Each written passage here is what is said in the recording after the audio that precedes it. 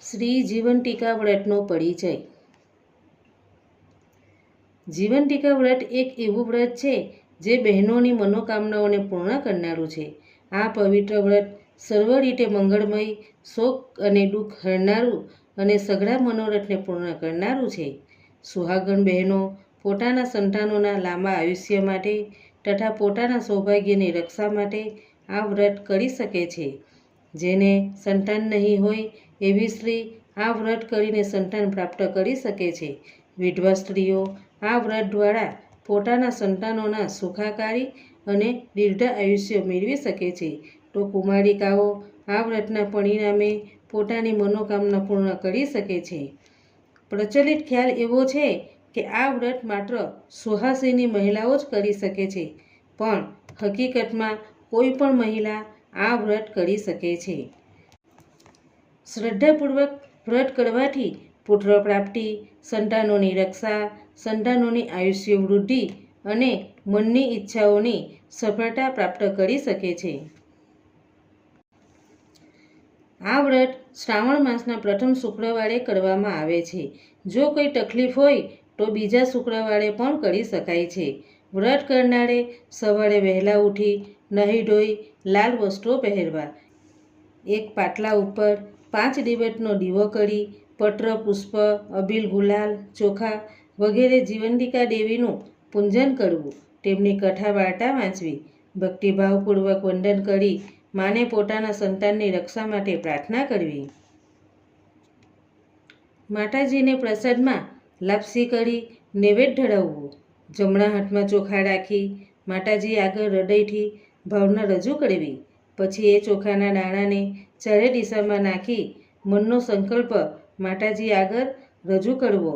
માતાજીને ધરાવેલો પ્રસાદ વ્રત કરનારે આળગવો. એક જ સમયે પ્રસાદ લેવો. આ વ્રત કરનાર સ્ત્રીઓએ પીળા વસ્ત્રો, પીળા અલંકારો કે પીળા રંગની વસ્તુઓનો ત્યાગ કરવો. પીળા મંડપ નીચે સૂવું નહીં અને ચોખાનું પાણી ઓળંગવું નહીં. વ્રતના દિવસે જૂઠું બોલવું નહીં, કોઈની નિંદા કરવી નહીં. આખો દિવસ માના નામના જાપ જપવા. જીવનટીકા વ્રત કથા. પ્રાચીન કાળમાં શીલભદ્રા નામની નગરીમાં સુશર્મા નામનો એક રાજા થઈ ગયો. તેની રાણીનું નામ સુલક્ષણા હતું.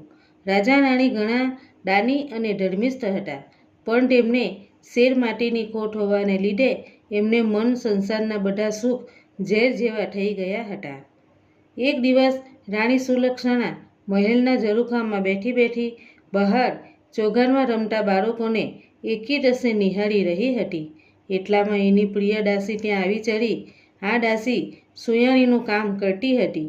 ગામમાં કોઈને સુવાવડ આવે તો એ દાસીને બોલાવતા હતા. દાસી ઘણું સમજી હતી. એ રાણીના મનોભાવને તરત સમજી ગઈ અને એ બોલી, રાણીબા, ખોટું ન લગાડો તો તમને એક વાત કહેવા માગું છું, જેથી તમારું વાંઝ્યા મેળું હંમેશના માટે દૂર થઈ જશે. રાણી બોલી, જલ્દી બતાવ મને. દાસી બોલી, સાંભળો, ગામમાં એક બ્રાહ્મણીને 3જો મહિનો જાય છે. તમે આજથી જ વાત ફેલાવી દો કે તમે મા બનવાના છો. બસ ત્યારબાદનું બધું કામ હું સંભાળી લઈશ. પૂરે દિવસે બ્રાહ્મણીએ જે બાળકને જન્મ આપશે તે હું તમને લાવીને સોંપી દઈશ. કોઈને કાંઈ કાનો કાન ખબર પડવા નહીં દઉં. બાળક મળવાની લાલસાએ રાણી સુલક્ષણા આવું કૃત્ય કરવા તૈયાર થઈ ગઈ અને પોતે ગર્ભવતી છે એ વાત ફેલાવવા માંડી. જોતજોતામાં 7 મહિના વીતી ગયા. એક દિવસ રાતે બ્રાહ્મણીને પ્રસૂતિની પીડા ઉભારતા દાસીને બોલાવવામાં આવી. મધરાત બાદ બ્રાહ્મણીએ એક સુંદર અને તેજસ્વી પુત્રને જન્મ આપ્યો. દાસી બધાની રજા લઈ રવાના થઈ. થોડી વારમાં તો ઘરના બધા ઘસઘસાટ ઊંઘી ગયા. દાસી ઘરની પાછલી બારીથી ચોર પગલે બ્રાહ્મણીના ઓરડામાં આવી અને બાળકને ઉઠાવીને ઘરની બહાર નીકળી ગઈ. એ સીધી રાણી પાસે પહોંચી ગઈ અને બાળક રાણીને સોંપી દીધું. રાણી તો ખુશ થઈ ગઈ. સવાર થતાં જ મહેલમાં સમાચાર ફેલાવી દેવામાં આવ્યા કે રાણીએ એક સુંદર પુત્રને જન્મ આપ્યો છે. આખા નગરમાં આનંદ આનંદ છવાઈ ગયો. ઘરે ઘરે દીપમાળા પ્રગટી ઉઠ્યું. આખું નગર ઉત્સવ ઉજવી રહ્યું. ત્યારે બાળકની સાચી મા બ્રાહ્મણી વિલાપ કરવા લાગી. પુત્ર ગુમ થવાથી તે રડવા લાગી, તડ વળવા લાગી. ત્યારબાદ બ્રાહ્મણીએ જીવંતિકા માનું વ્રત શરૂ કર્યું. તેથી મા જીવંતિકાએ બ્રાહ્મણીના બાળક રાજકુમારની રક્ષા કરવા માંડી. રાણીએ તેનું નામ વીરસેન પાડ્યું. વીરસેન મોટો થવા લાગ્યો. વીરસેન યુવાન થયો ત્યારે રાજા સુશર્મા અને પેલો બ્રાહ્મણ મરણ પામ્યા અને વીરસેન ગાદીએ બેઠો. પ્રજા તેની કુશળતાથી ઘણી ખુશ હતી. તે પોતાની પ્રજાને પુત્ર સમાન ગણતો હતો. એક દિવસ રાજા વીરસેન પોતાના પિતાનું શ્રાદ્ધ કરવા માટે ગયાજી જવા નીકળી પડ્યો. રસ્તામાં તેણે એક વણિકના ઘરે રાતવાસો કર્યો. આ વણિકને 6 બાળકો થયા ને 6 બાળકો વારાફરતી 6થે દિવસે મરણ પામતા હતા. આજે 7મા બાળકની છઠ્ઠી હતી અને વિધાત્રી લેખ લખવા માટે આવવાના હતા. ઘરના બધા ઊંઘી ગયા હતા. ત્યારે મા જીવંતિકા વીરસેનનું રક્ષણ કરવા બારણા પાસે ઊભા હતા. એ વખતે વિધાતા વણિક પુત્રના લેખ લખવા માટે આવ્યા એટલે જીવંતિકા માતાએ આડું ત્રિશૂળ ધર્યું ને કહ્યું કે દેવી વિધાત્રી, તમે અહીં કેમ આવ્યા છો? દેવી વિધાત્રી બોલ્યા કે વાણિયાના દીકરાની આજે છઠ્ઠી છે એટલે તેના લેખ લખવા માટે આવી છું. જીવંતિકામાં બોલ્યા, બહેન, લેખમાં શું લખશો? દેવી વિધાત્રી બોલ્યા કે એના ભાગ્યમાં છે તે લખીશ કે છોકરો સવારે મરણ પામશે. મા જીવંતિકા બોલ્યા, નાના વિધાત્રી, એવું તમારાથી ન લખાય. હું તમારી મોટી બહેન અહીં હાજર હોઉં અને તમે આવું અમંગળ ન લખી શકો. છેવટે વિધાત્રીએ જીવંતિકામાની વાત માની દીર્ઘાયુષ્ય લખીને ચાલતા થયા. સવાર થતાં વણિક પોતાના પુત્રને જીવતો જોઈ ખૂબ જ અચરજ પામ્યો. તેના હડકનો પાર ન હતો. તેણે વીરસેનને શુભ પગલાંનો માની તેની ખૂબ જ સદવડા કરી. વીરસેન બીજા દિવસે જવા માટે તૈયાર થયો ત્યારે વણિકે ખૂબ જ આગ્રહ કરીને ફરીવાર આવવા માટે કહ્યું. વીરસેને હા પાડી. પછી તે ત્યાંથી ઘણા દિવસે ગયાજી પહોંચ્યો. ત્યાં જઈ પિતાની શ્રાદ્ધ ક્રિયા પૂરી કરી જ્યાં એ પિત્તદાન કરવા જતો હતો ત્યારે નદીમાંથી 2 હાથ બહાર આવ્યા. આ જોઈ વીરસેનના અચરજનો પાર ન રહ્યો. તેણે પિંડ એક હાથમાં મૂકી દીધો.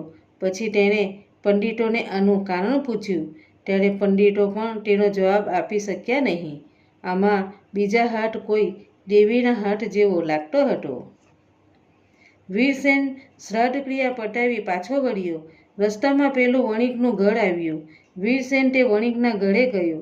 તે દિવસે પણ વણિકના ત્યાં ફરી બીજા બાળકની છઠ્ઠી હતી. મધરાત થતાં પાછા વિધાત્રી દેવી લેખ લખવા માટે આવ્યા. આ વખતે પણ મા જીવંતિકાએ તેમને રોક્યા અને આ બાળકનું દીર્ઘાયુષ્ય લખવા માટે કહ્યું. વિધાતાએ યાજ્ઞા માન્ય રાખી. લેખ લખીને પાછા ફરતી વખતે વિધાતાએ પૂછ્યું, દેવી જીવંતિકા, તમે આ વણિકના ઘરે કેમ પધાર્યા છો અને આ રાજકુમારનું રક્ષણ શા માટે કરો છો? આ ક્ષણે જ વીરસેનની આંખો ખુલી ગઈ અને તેને કોઈક વાત કરી રહ્યું હોય તેમ લાગ્યું. તે ચૂપચાપ પથારીમાં પડ્યો વાત સાંભળવા લાગ્યો. જીવંતિકા દેવી બોલ્યા કે હે દેવી વિધાત્રી, આ બાળકની માતા વર્ષોથી શુક્રવારે મારું વ્રત કરે છે.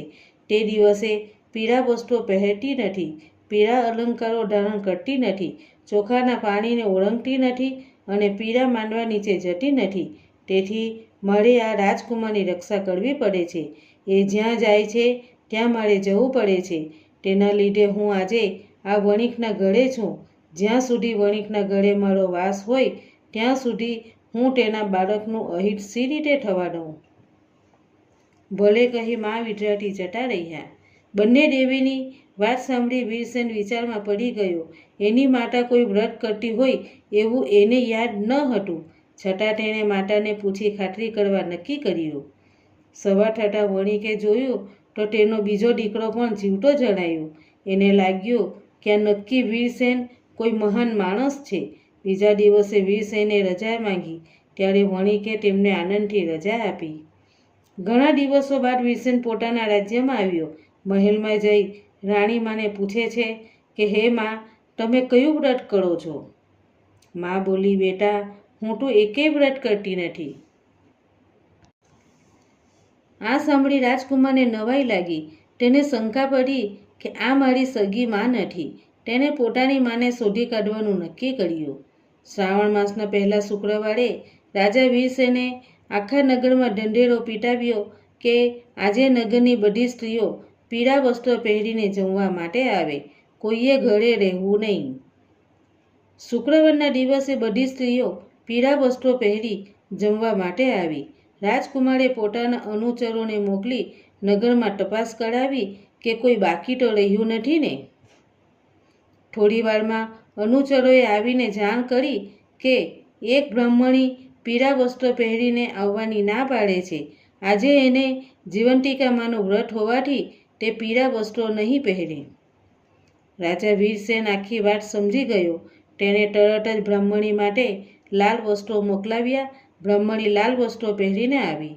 રાજકુમાર પોતાની માને જોઈ ખૂબ જ રાજી થઈ ગયો. મા દીકરો સામસામે મળતા જ બ્રાહ્મણીના સ્તનમાંથી દૂધની સેર નીકળી રાજકુમારના મોંમાં પડી. આ જોતાં જ નગરજનો સ્તબ્ધ બની ગયા. રાજકુમારે રાણીમાને આ બાબતે પૂછતા રાણીએ રડતા સઘળી હકીકત જણાવી દીધી. વીરસેન પેલી બ્રાહ્મણીને માં કહી ભેટી પડ્યો અને તેને પોતાની સાથે રાજમહેલમાં રાખી. જીવંતિકામાના વ્રતના પ્રભાવથી બ્રાહ્મણીને પોતાનો ખોવાયેલો પુત્ર પાછો મળ્યો અને માતાજીએ એનું રક્ષણ કર્યું. હે માં જીવંતિકા, તમે જેવા બ્રાહ્મણના બાળકનું રક્ષણ કર્યું તેવા વ્રત કરનાર સૌના બાળકનું રક્ષણ કરજો અને અમને બધાને સુખ સંપત્તિ આપજો. અમારા સૌભાગ્યની રક્ષા કરજો અને અમારું સર્વ મંગલ કરજો. જય માતાજી.